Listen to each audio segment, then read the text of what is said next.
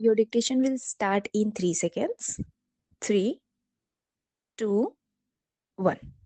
It is the essence of the matter that you know the work you are doing, and that is a very noble work, the work transmission of the old culture of the new generation. There are two sides to the situation.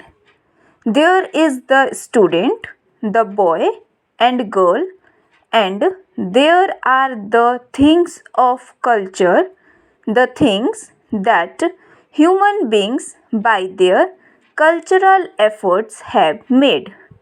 They take different forms.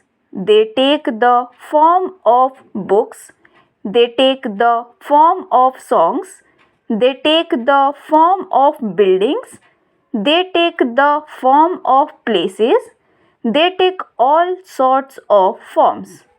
What forms would suit a particular boy is more than the boy immediately knows. It is your business to find out.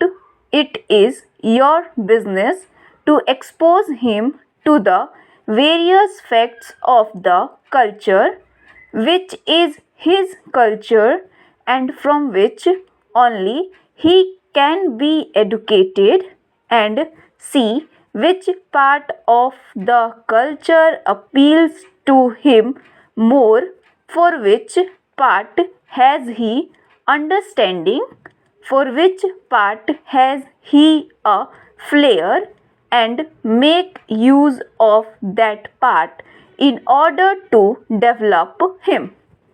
The rest can come as information because life imparts the information, but in order to build up, you have to harness his inclinations to the good of culture, which are incorporations of those learning.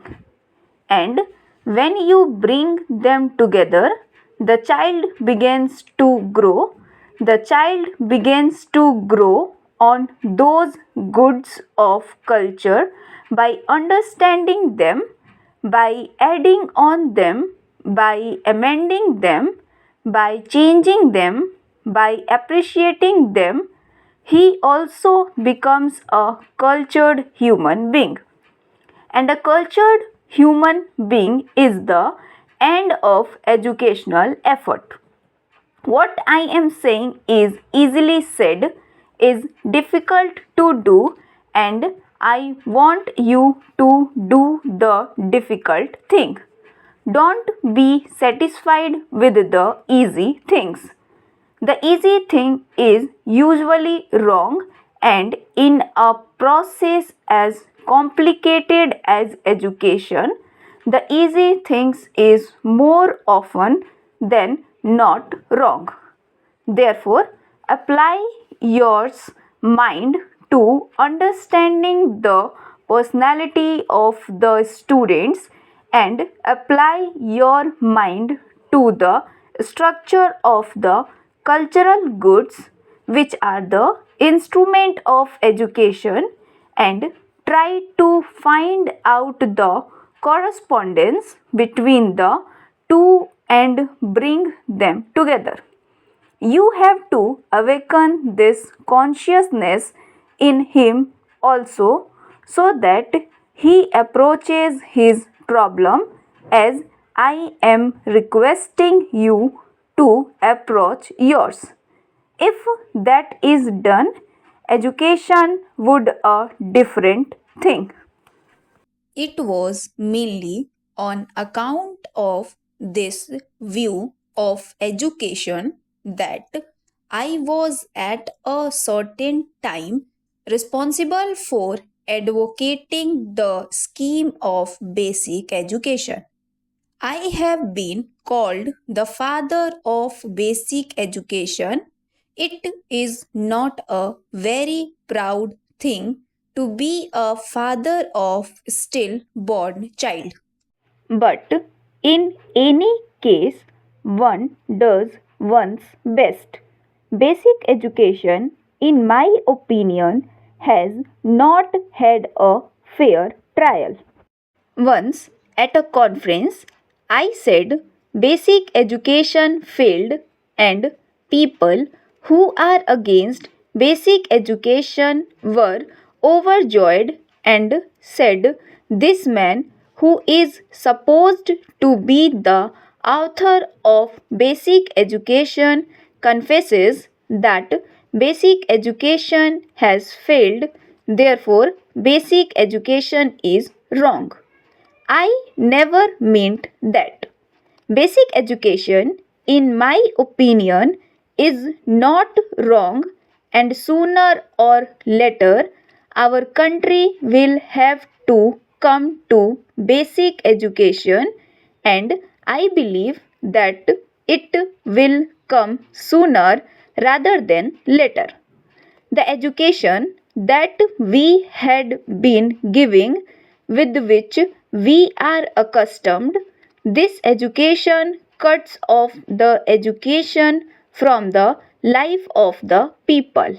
For a white collar job, as long as we had a few people to educate, a few hundreds, a few thousands, or a few million that thing did good work, and some very fine minds were the product.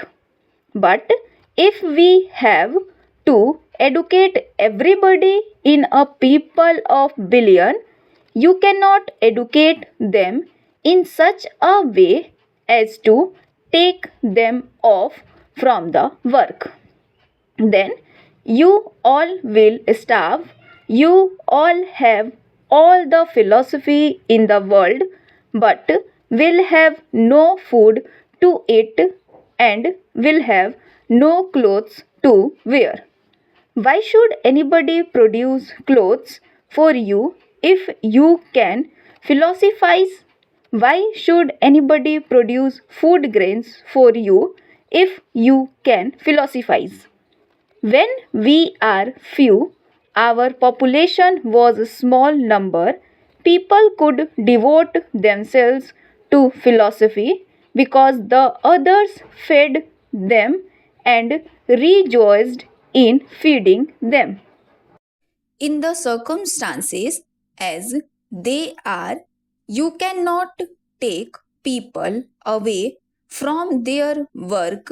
You have to make their work educative, because the work which is mechanical is not educative, and millions of our people are doomed to do mechanical work, just work which repeats itself, of which they don't know why they do.